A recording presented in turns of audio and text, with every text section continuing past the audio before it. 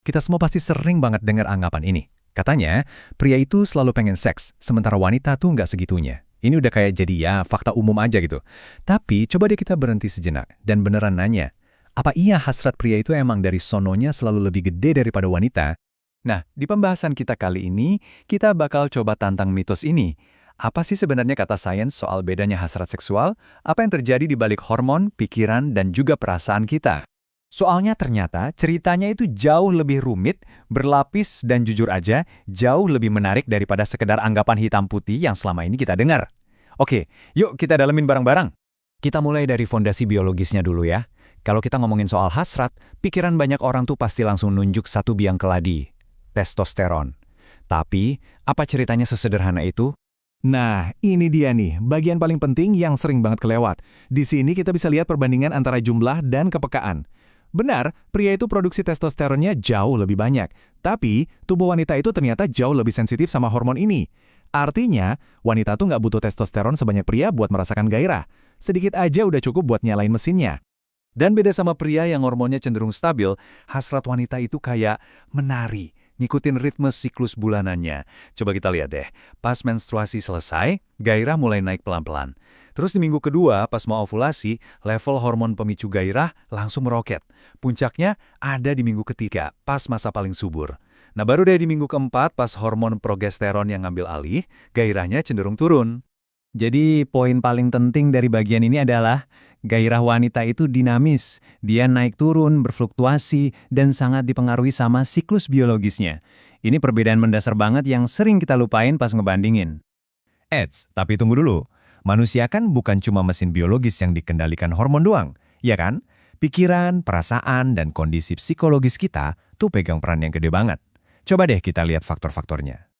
Stres gara-gara kerjaan, capek fisik, rasa cemas, atau bahkan cuma konflik kecil sama pasangan, wah semua ini tuh pembunuh gairah yang efektif banget buat pria maupun wanita. Rasa percaya diri soal tubuh kita dan pandangan masyarakat soal seksualitas juga ngebentuk banget cara kita ngerasain dan nunjukin hasrat. Dan ini nih yang langsung ngebantah anggapan kalau wanita nggak peduli-peduli amat soal seks. Lihat deh data ini. Kalau kita gabungin yang ngerasa sangat penting, sama penting, ada 85% wanita yang menempatkan kepuasan seksual sebagai prioritas di hidup mereka. Angka yang tinggi banget kan? Terus, apa sih yang bikin seks itu penting buat mereka? Nah, ini dia jawabannya. Buat mayoritas wanita, 58%, alasan utamanya adalah koneksi emosional. Buat bikin hubungan sama pasangan makin erat.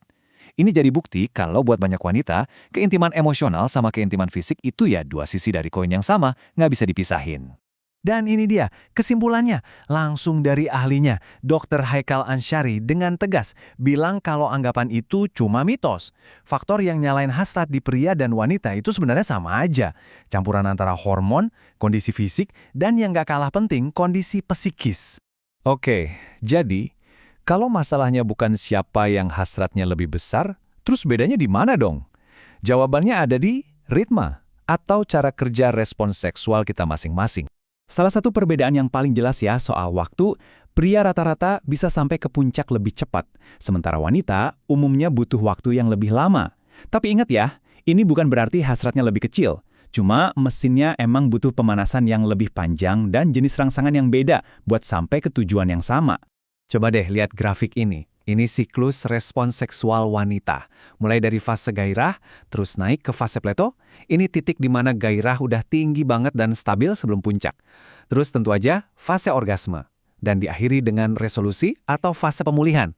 Nah yang paling seru di sini itu garis putus-putusnya. Ini nunjukin kalau setelah orgasme pertama, banyak wanita bisa langsung balik lagi ke fase pleto dan orgasme lagi. Ini yang kita kenal sebagai orgasme multiple. Jadi intinya gini deh.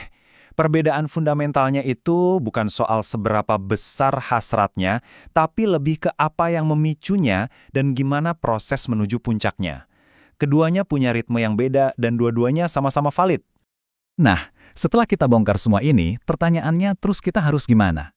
Kuncinya ternyata simpel diucapin tapi seringkali susah dilakuin, komunikasi. Nih, ada panduan praktis yang bisa dicoba. Pertama, cari waktu yang pas lagi santai. Kedua, pakai kalimat aku ngerasa, bukan kamu tuh nggak pernah. Ini mengubah tuduhan jadi ungkapan perasaan. Ketiga, dengerin buat ngerti, bukan buat nyari celah buat ngebales. Dan terakhir, cari jalan tengah yang bikin dua-duanya nyaman. Dan ingat ya, keintiman itu nggak cuma dibangun di ranjang. Justru fondasi paling kuatnya ada di luar kamar tidur. Waktu berkualitas berdua, sentuhan simple yang tulus kayak pelukan, ngelola stres bareng, dan saling kasih pujian, itu semua bahan bakar yang bikin api keintiman tetap nyala. Jadi, setelah kita bongkar semua ini, mungkin pertanyaan yang perlu kita ajuin bukan lagi siapa yang hasratnya lebih tinggi. Pertanyaan yang jauh lebih penting dan ngebangun adalah gimana caranya kita, sebagai pasangan, bisa saling ngertiin ritme masing-masing dan belajar buat menari bareng dengan harmonis. Jawabannya ada di komunikasi, empati, dan kerjasama kalian berdua.